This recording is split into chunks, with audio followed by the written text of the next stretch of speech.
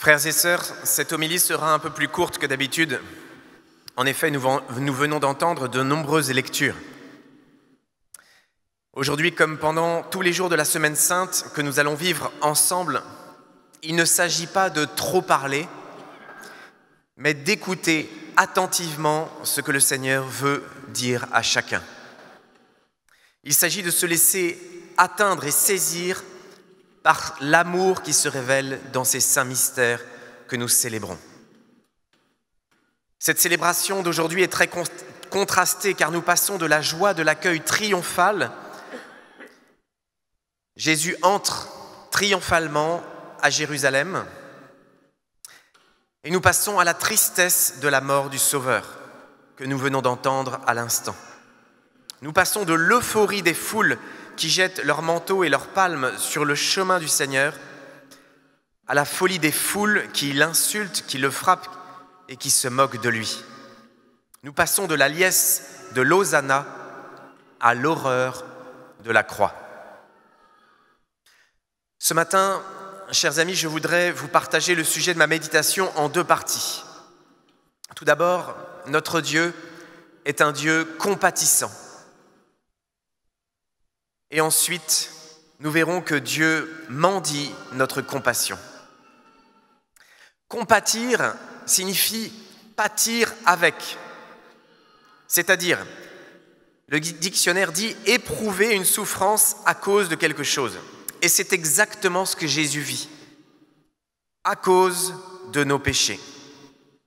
Jésus souffre à cause de nous, pour nous.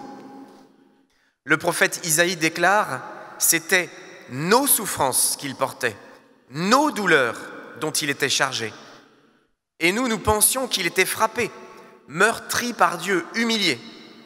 Or, c'est à cause de nos révoltes qu'il a été transpercé, à cause de nos fautes qu'il a été broyé.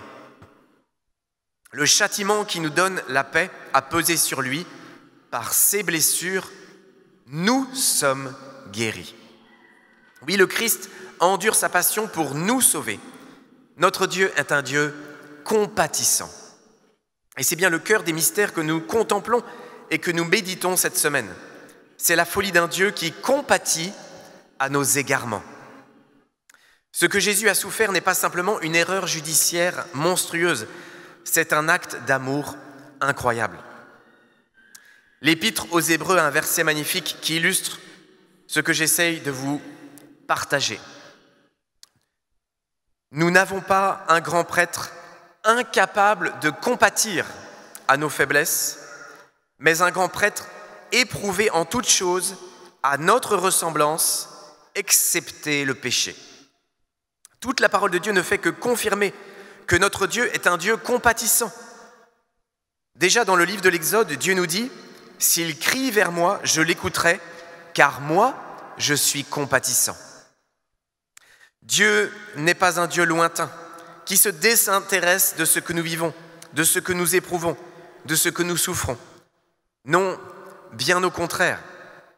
Dieu le Père envoie son Fils pour prendre notre nature humaine, pour finalement prendre sur lui toutes nos fautes, tous nos égarements, toutes nos souffrances, toutes nos infidélités, tous nos péchés. Parce qu'il est compatissant, le Christ a choisi librement d'endurer la passion et la mort sur la croix. Mais bien aimés, compatir, c'est bien plus que de dire des bonnes paroles à ceux qui souffrent. Compatir pour le Christ, c'est souffrir avec ceux qui sont pris par la douleur. C'est partager leur angoisse. C'est éprouver dans son corps, dans son âme, les souffrances de l'autre. Les souffrances des hommes qu'il est venu sauver. Et quand on parcourt les évangiles, nous constatons à quel point le Christ a vraiment compati. Quelques exemples tirés de l'évangile selon saint Matthieu. Voyant les foules, Jésus fut saisi de compassion envers elles parce qu'elles étaient désemparées et abattues comme des brebis sans berger. Plus loin, Jésus appela ses disciples et leur dit « Je suis saisi de compassion pour cette foule, car depuis 3 jours déjà, ils restent auprès de moi et ils n'ont rien à manger. Je ne veux pas les renvoyer à jeun, ils pourraient défaillir en chemin. » Un peu plus loin, Saisi de compassion, Jésus leur toucha les yeux, et aussitôt ils retrouvèrent la vue et ils le suivirent. Un dernier exemple d'une multitude. Jésus fut saisi de compassion envers eux et il guérit leurs malades. La compassion du Christ, nous le comprenons, se manifeste déjà clairement dans ses miracles, dans les guérisons. Il a pitié de notre nature. Il n'y a aucune misère humaine, frères et sœurs, qui soit indifférente au Seigneur. Jésus est ému devant les détresses des hommes. Il a été saisi de pitié en voyant la douleur de la veuve du village de Naïm. Il a éprouvé la compassion pour tant d'aveugles, tant d'infirmes, tant de malades. Mais sa compassion va bien plus loin. Jésus a vraiment compati parce qu'il a éprouvé, il a vraiment expérimenté ce que veut dire souffrir et mourir pour l'autre. Souffrir et mourir à la place de l'autre. Il n'a pas une connaissance théorique de la souffrance et de la mort. Jésus a réellement expérimenté nos plus grandes souffrances physiques, morales et psychologiques. Il les a partagées pour être avec nous. J'aimerais vous convaincre que notre Dieu n'est pas un Dieu lointain de ce que nous vivons de difficile. Il n'est pas indifférent à ce que nous traversons et notamment cette pandémie qui n'en finit pas. Jésus est proche de nous dans nos épreuves, dans nos souffrances, dans nos combats. Et il en est même mort. Saint Jean écrit dans sa première épître, « Voici en quoi consiste l'amour. Ce n'est pas nous qui avons aimé Dieu, mais c'est lui qui nous a aimés, et il a envoyé son Fils en sacrifice de pardon pour nos péchés. » Et c'est bien dans ce sens que Élisa et Arthur vont être baptisés tout à l'heure. Par le baptême, ces enfants vont être plongés dans la mort et la résurrection du Christ, qui est venu pour les sauver, pour leur donner la vie éternelle. Il a été saisi de compassion pour Élisa et Arthur, et pour chacun de nous, frères et sœurs. Mais bien aimés, ne doutez pas un seul instant que le Seigneur entend tous nos cris de détresse, qu'il partage toutes nos misères. Jésus est venu apporter la délivrance et le salut à ceux qui souffrent et qui espèrent en Dieu. Aujourd'hui, prenons le temps de regarder, de pénétrer cette compassion du Christ qui révèle son grand amour pour nous. C'était mon premier point. Le Seigneur est infiniment compatissant pour nous. Et voici mon deuxième point qui est lié au premier. Dieu nous appelle à notre tour à compatir à ses souffrances. L'amour du Seigneur appelle une réponse d'amour, une réponse compatissante. Jésus recherche des consolateurs. C'est d'ailleurs ce qu'il dit à travers le psaume 69. « L'insulte m'a broyé le cœur, le mal est incurable. J'espérais un secours, mais en vain. J'espérais des consolateurs, je n'en ai pas trouvé. À mon pain, ils ont mêlé du poison. Quand j'avais soif, ils m'ont donné du vinaigre. » Oui, Jésus recherche parmi nous des âmes compatissantes, des âmes consolatrices qui se laissent attendrir par sa passion, attendrir par ses souffrances. Folie d'un Dieu qui attend, qui mendie notre réponse d'amour, qui mendie nos élans de compassion. L'amour n'est pas aimé, frères et sœurs. Qui parmi nous consolera notre grand Dieu offert en sacrifice pour nos péchés? Qui entendra le cri du Christ sur la croix?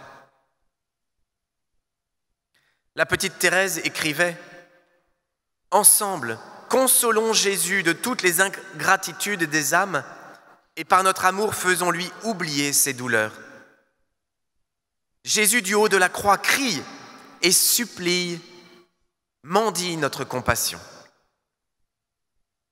Alors prenons exemple sur sa mère, Notre-Dame des douleurs.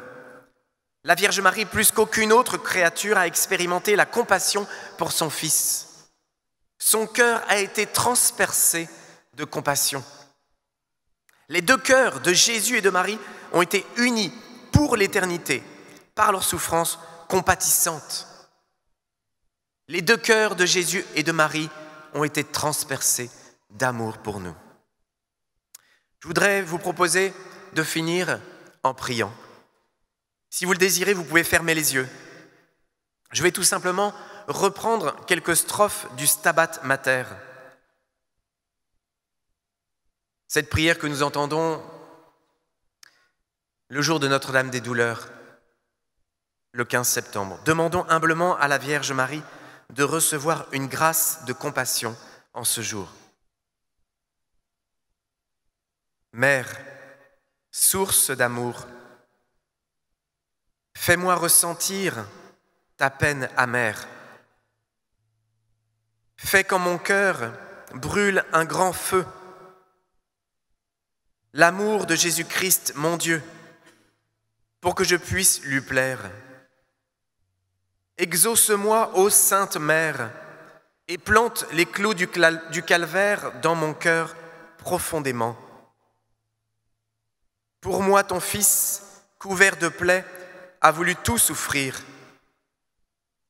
Que j'ai une part de ses tourments, que je pleure en bon fils avec toi, que je souffre avec lui sur la croix, tant que durera ma vie. Je veux contre la croix rester debout près de toi et pleurer ton Fils en ta compagnie. Fais que je pleure avec toi, fais que me marque son supplice, qu'à sa passion je compatisse. Que je m'applique à sa croix, fais que ses blessures me blessent, que je goûte à la croix l'ivresse et le sang de ton enfant. Amen.